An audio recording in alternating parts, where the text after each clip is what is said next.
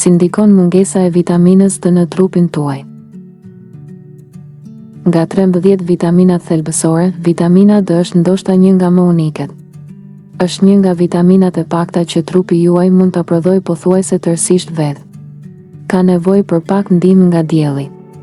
Megjithatë, mund ta merrni edhe përmes dietës suaj. Vitamina D luan disa role të rëndësishme në trupin tuaj, duke përfshirë ndihmën për ruajtjen e kockave dhe dhëmbëve të fortë, funksionimin e muskujve, lehtësimin e komunikimit midis trurit dhe trupit dhe luftimin e infeksioneve. Pra, kur nuk e arrini dozën e duhur ose nuk e merrni mjaftueshëm, mund të ndjeni efektet e niveleve të ulta të vitaminës D. Mungesa e vitaminës D është bërë gjithnjë më e zakonshme në dekadën e fundit dhe kjo është shqetësuese, sepse mungesa mund të ketë pasoja afatgjata për shëndetin dhe mirëqenien e një personi, thot Donald Brown, një mjek i kujdesit parsor në Houston Methodist. Ndërsa pak diell mund të duket si një përgjigje e thjeshtë për t'u siguruar që të merrni mjaftueshëm nga kjo vitaminë çdo ditë, keni kujdes. Situata është pak më e komplikuar se kaq. Duke pasur parasysh përgjegjësitë e rëndësishme të vitaminës D, nuk është për t'u habitur që mungesa e saj mund të çojë në pasoja shëndetësore, shton Dr. Brown.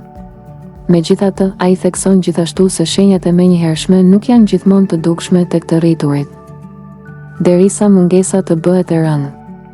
4 simptomat kryesore të mungesës së vitaminës D përfshin lodhjen, dobësinë muskulore, dhimbjen ose ngërçet, dhimbjen e kockave dhe të kyçeve dhe depresionin. Nëse vini re këto shenja, flisni me mjekun tuaj. Ai mund të rekomandojë një analizë gjaku për të vlerësuar nivelet e vitaminës D dhe të këshillojë nëse keni mungesë të saj dhe nëse mund të keni nevojë të plotësoni dozën tuaj. Në fakt, pavarësisht nëse i keni këto simptoma apo jo, mjeku juaj duhet të kontrollojë nivelet e vitaminës D në kontrollin tuaj rutinë vjetor, shpjegoi Brown. Është një kujtesë pse kontrolli juaj mjekësor vjetor është kaq i rëndësishëm. Nëse nuk trajtohet, mungesa e vitaminës D mund të çojë në osteoporozë tek të rriturit, rakitizëm tek fëmijët dhe rezultate të pafavorshme tek gratë shtatzëna. Mund të lidhet gjithashtu me sëmundjet e zemrës, diabetin dhe kancerin, megjithse nevojiten më shumë kërkime mbi këtë temë. Pse ndodh mungesa e vitaminës D? Ka disa arsye pse një i rritur mund të ketë nivele të ulta të vitaminës D. Plakja, aftësia e lëkurës për të prodhuar vitaminë D zvogëlohet me kalimin e kohës. Ekspozimi reduktuar në diell, trupi juaj prodhon vitaminë D vetëm kur lëkura juaj është e ekspozuar ndaj rrezeve të diellit. Lëkurë më e errët, ngjyra e lëkurës ndikon në sasinë e vitaminës D të prodhuar gjatë ekspozimit në diell, me lëkurën e qelet që e prodhon vitaminën D më lehtë se sa lëkurën më të errët.